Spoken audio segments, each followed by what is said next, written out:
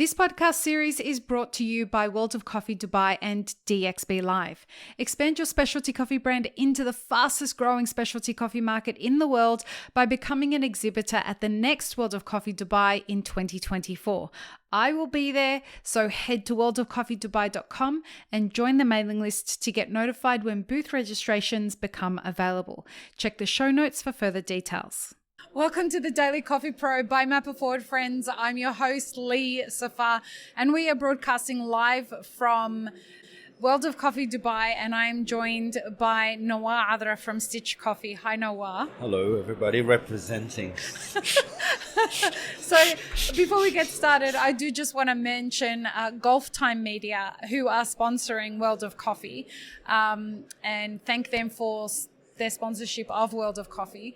Nawar and I actually came together. Nawar's here assisting me. Nawar has his own company, Stitch Coffee. And Nawar is coming on the podcast because we're going to talk about, so far, halfway through the show, the kinds of experiences that we've had and what we've observed so far about the industry here. So, Nawar, what are your first thoughts about what we've seen here? Let me just start by thanking Dubai. I think we had a different, view, and now you're here. It's like you completely have a different perspective about the city and what they created in here. I feel like it's quite overwhelming a little bit because a lot of things happening. Everything is big in here. It has to be the first in the world. So you have to have that kind of mindset. Yeah. When you come here, you're coming here because you want to do big stuff. Yeah. It's a bit scary, but I guess that's kind of the emotion that it gives you. But overall, I think it was a fantastic experience. Wild, huh? Very wild. We expected big things. We came here and we knew it was going to be big and we knew it was going to be great. We knew Dubai had changed. Yes. But we have been blown away by Dubai as a city. Yeah. And the specialty coffee. Like, now let's talk about specialty coffee. What are your thoughts on that? They're adapting to it on a very rapid race as well. Like from the leadership to the top to the bottom, they really look for better stuff to do all the time. They always look, how do I enhance what I do? How do I make it better, make it look better? They're still like, let's say, Australia, if you want to let's comparing benchmark it them against to that. us. I would say they're like maybe 3 years ago, right? Yeah. Now they're almost there, like they probably just a little bit the branding here and there, but there is a new brands coming on board. Like we went to Hoof Coffee Shop. That was beautiful. It's probably one of the most beautiful coffee shops I've visited, not just in Dubai, but I think in many places, they probably nailed the ASAP of feel and touch and how they do things. You say ASAP, I say Star Wars. Like, I just feel like it's got that whole kind of natural... I think because of the color and the sand. And it's like close to the desert. Star Wars... War of the Clones, maybe? Yeah, something totally it's 100%, right? And it was super elegant, right? Yeah. So they've got really good other big franchises this year, like Arabica Coffee. The store was like magnificent. Yeah, so amazing. Benchmarking themselves they will get there in probably 5 years' time. They will pick it up really quickly. What took us 20, 30 years in Australia will take them 5 years. Interestingly, for an hour ago, we've met two guys here, and his 1-year-old kid drink pour-overs. You know what I mean? Wild. We do baby Cheetos over there. Here they do V60s, So, well, something interesting from a consumer perspective? We had some wild stories yesterday about roasting machines. Yeah, we were sitting having dinner and this guy showed up. Yeah, they do have S15, like Loring at home. That's wild. You can buy S7. I get it. But even an S7 is huge. For a home roaster, how much coffee is he drinking? It's crazy. You would expect that if someone's roasting 7 kilos a week, how much coffee are they drinking at home? But a 15-kilo Loring? It's insane. For a home roaster? It doesn't make sense. It wouldn't. No matter how you justify it, it's just But hey, if you can afford it, it's okay. Bugattis and Laurens. Yeah, I mean, why not? Just put it on wheel and drive it. It's insane. It's one of those things where it's like, if you mention this to Australians or Americans and tell them, like, do you know in Dubai this is what happens? They'd be like, no, bullshit, man. Yeah. I mean, I still can't believe, and why would you do that, right? And we're seeing it with our eyes. Yeah, and it's overwhelming. And you know, the thing here, I guess, because it's a coffee culture, and the coffee is quite embedded a lot into their everyday use. The traditions and history. I mean, they open to 12. I mean, there's stores opening 24 hours. They drink coffee at 1 a.m. They drink coffee at 11 p.m. So, you know what I mean? Like, it's just so much coffee happening here. And they appreciate. I was very surprised, you know, they appreciate flavors in coffee, you know, like the ping bourbon that we're serving. Like, it's not like, oh, it's weak. You know, if you go to Lebanon and I give them this pour over, they're not gonna like it. They're gonna think it's watered down coffee. Yeah, it's watered down coffee. It tastes like tea. It's like they're not gonna enjoy it at all, right? They also drink very, like, it's tiny and it's intense and it's got a hell and it's got exactly, right. So Lebanon, they're still living a little bit far away from specialty, hasn't really developed. But when you come here and you see every coffee shop have a V60 stand, most of them, and I like the way they did it, because I went to a cafe this morning and they had this, you know, espresso drinks, blah, blah, blah. And then they had specialty coffee. Okay. Right? And this under specialty coffee was Chemex, pour overs. Oh, so they differentiated it very to the interesting. customers. Yeah. That was actually a smart move. That's an education. And just stating it that way is an education. Like, it's a little bit higher ground, you know? So, and that's something we don't have. We call it coffee, right? Yeah. Back home. So, and this cafe been around from 2002. I mean, it's written on the cup. I don't know if they've been around that long. But however, the idea here was they've for me, it's interesting. It's quite differentiation in coffee and what you're expecting as consumer. Yeah. Rather than it's another coffee. Yeah. So that was cool, in my opinion. And we're seeing it more and more often in every coffee shop. They have everything you need from espresso all the way till the end. Yeah. Drip bag also is quite adaptable in here. Yeah. There was a lot of drip bags. They're always hungry for the next thing, and they really want to have high end. I mean, the service has been outstanding. Service is wildly really good. Outstanding. Yeah, we're trying to find the wrong stuff, right? Yeah, like, we're I'm not gonna sit down here and you know, but we want to be fair. Like, they did a really, really good job. And look, like every industry, there is some challenges here. Yes. Right? The market is oversaturated. Yes. There is a clear distinction between who owns cafes and who works in cafes. Yes. And there's a lot of conversation that happens around that. But this is... my experience has been that everyone who's working in a cafe is really happy to be there. They're happy to have a job. They love doing the work. They enjoy the fact that this is going to be a career for them rather than just a job.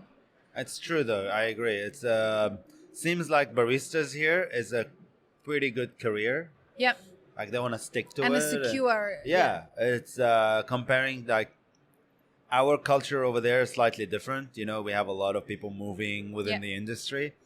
Here they find it like, oh no, I'm happy where I am, or I love this, or I love that. Yep. So it's pretty interesting labor and human resources in here. Yep. And this is, I think our conversation is all about Dubai. Yeah. You know, we haven't visited other states. Right. We don't know what's happening 100%. On the other side, right? I appreciate the clarification, because we haven't been there. We've talked to people that are from other states. Yep. And there is a vast difference between Dubai and Abu Dhabi. Apparently. We haven't experienced it yet. We are going to go and get a Bugatti or a Porsche or some rubbish. If we're lucky. We end up being with an electric bike. Because that's the only thing we can afford. We're going to paddle our way there on the ocean. Pretty much, right? So, but we are going to go to Abu Dhabi. We're going to talk to the guys from Cartel later today. I'm going to do a podcast with them. Yes. So we get to know a little bit of variation. Because Dubai is considered as an international city.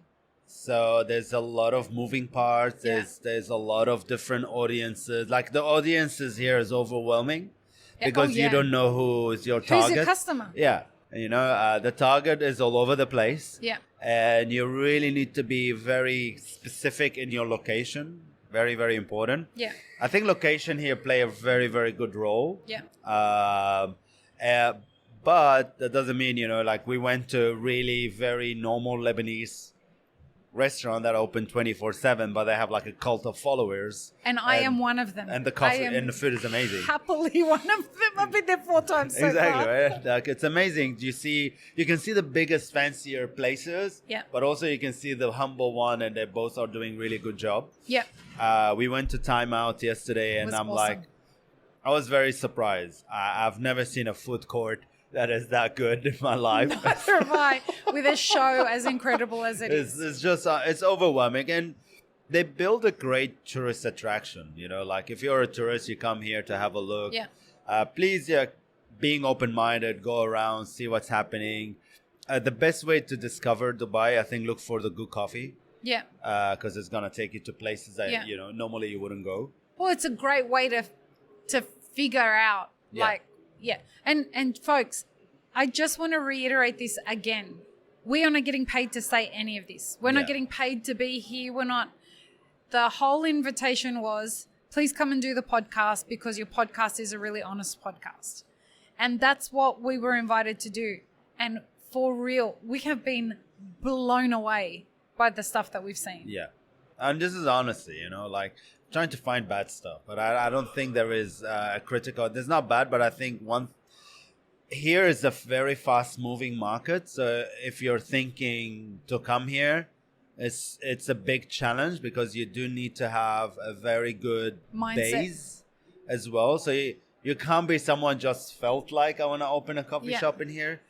You need to have a proper plan, and you need to have a very well established overseas brand before you come into this market. I think. I agree. You can't just come here and say, "Oh, I'm going to teach the Arabs how to do coffee." I mean, first of all, there's no Arabs in Dubai. No, I'm joking. But probably there is. But yes, I know what you're saying. People from our audience considers this whole region as Arabs. So if you are someone who is, and there are so many opportunities here. We keep getting told that by people. Even with all the saturations, there are lots of opportunities here, right? But it is a saturated market, and the opening is, if you come here to do something very specific and you understand the market, you've got to do a lot of research to figure out who your customer is. You've got to do a lot of research to figure out how you're going to position your product and your brand. Yeah. If you can do that successfully, you'll crush it here. 100%. You'll crush it here in ways that you couldn't crush it in any other place. Any other country. Because they do appreciate, if they love you and they like you, they're quite loyal base as well. They will buy it for home. They will tell friends. They will. It's Wilfred Labustas. Oh, really? There you go. There's a lot of international people here. There is a lot of. But what I was I remember in the day, Australians would say, "I'm going to go to America and teach the Americans how to do coffee." Yeah. And I'm like, bro, chill out. Like, America has its own culture, and you've got to respect whatever the culture is of the way that Americans consume coffee. Same thing here. Like, there's a deep history. If Australians or Americans or anyone else is going to come here and say, I'm going to teach the Emiratis or the Saudis or the Egyptians or anyone how to do coffee, it's like, well, you might want to reconsider the approach to all of that. 100%, yes. Because they're doing a great job. Oh, it's wild. And the coffee is, a lot of places that we went to, the coffee was pretty good. Yeah. They buy really high-end coffee. Yeah. Different roast style. But the baseline of the ingredients is quite expensive. Yeah. They don't buy cheap stuff. There's no cheap stuff here. And this is where I would say, I wonder what you think about this. If you're looking at redesigning the way that you approach coffee in whatever country it is that you're doing coffee, you should probably come and check out Dubai. Do you agree? Yeah, 100%. I'll give you a very good understanding. Yeah, because it is international. This is a place if you want to learn how to do international business. This is it. Because when the difference between this expo and the expo that we did at MICE, so we normally go at MICE. Yeah. It's a very business-oriented expo. The vibe is completely different here. You know what I mean? Like the vibe is B2B, the vibe is, business cards, the vibe is we're here to do business, we're here to find what we're looking for, we're here to connect. Yeah. I've got a new product, I want to penetrate the market, right? So they've got a very clear... And everyone's primed for it. They're not here to be like, oh, hugs and kisses and blah, blah, blah, blah, blah, which is... I think ours is becoming a little bit more of that. Yeah. Maybe at the beginning it wasn't like that because they were, it's a startup. The way we did MICE at the beginning is different than what's happening here. It's only their second year, and I'll be honest, as a venue, it's as big as MICE. It's been around It's bigger than MICE. Yeah, I believe and it's done so better as well. than MICE. And it's done really, really well. Very well organized. Down the track, I'm pretty sure we're going to see a lot more technology that is going to start from here. Give it a bit of time. And the leadership who's running here, he's very serious about making sure this is going to be one of the best coffee shows. Say his name. Khalid. I think he's... Khalid Al-Mullah is going to... He's one driven human being that is going to make really big changes.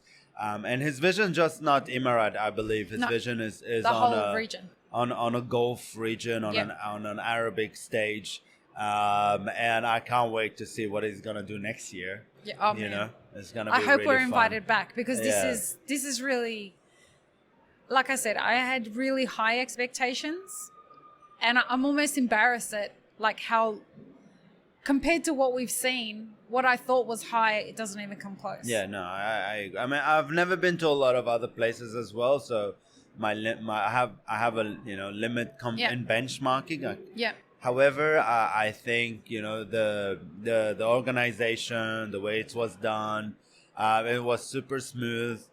People here are super respectful. That was really good to see. No one touch anybody, no one say any word, no one take anything, no one just grab something. There's no crime here. Like, it's wild. And people ask, if they want something, they might ask you, is that okay or something. At least it's refreshing to see, and it's good to know this culture exists here. It's a well-organized society where everyone understands the way everything works. And it's free society at the same time. Which is, I think, the part that most people will be surprised about. I was very surprised too. So, were you? I mean, drinking, there's like the drinking culture here is standard. Yeah. It's like a really good culture.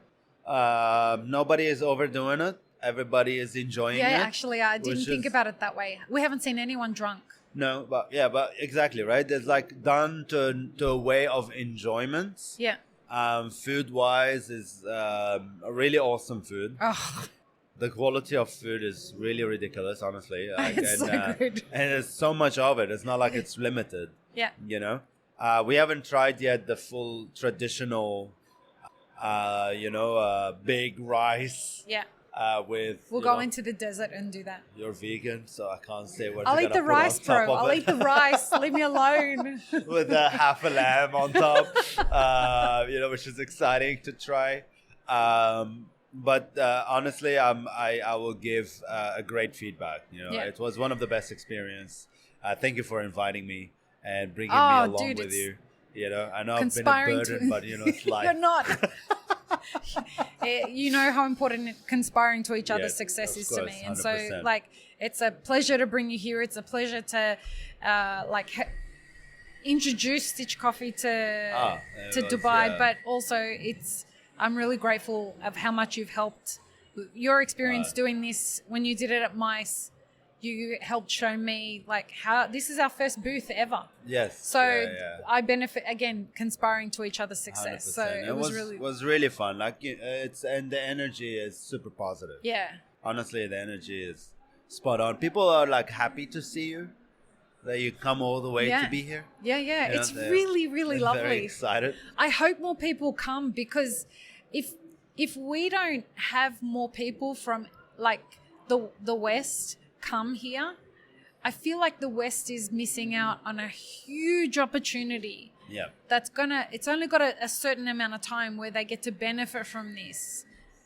Anyway. And it's going to take, like, the more you be open and come and help and be part of and participate, the better the place is going to be. 100%. It's really simple, you know. The less you do, the more it's going to be isolated, you know. But leadership here, wildly great. It's in a different scale, you know. Like we're probably thinking what to eat, you know, in a month. They're thinking how it's gonna look 500-year plan in 250 years. You know, they're building a very long-term vision. Yeah. You know, and remember those two buildings I always talk about them that looks like a pen. Yeah.